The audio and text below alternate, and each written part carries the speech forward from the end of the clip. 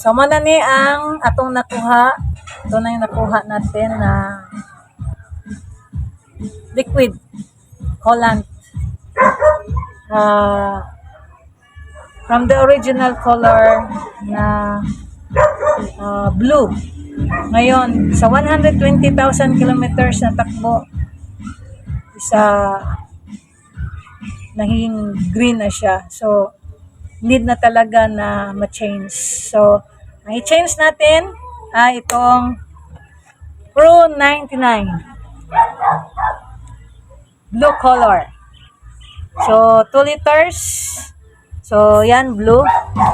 As specified sa company manual na Nissan Navara.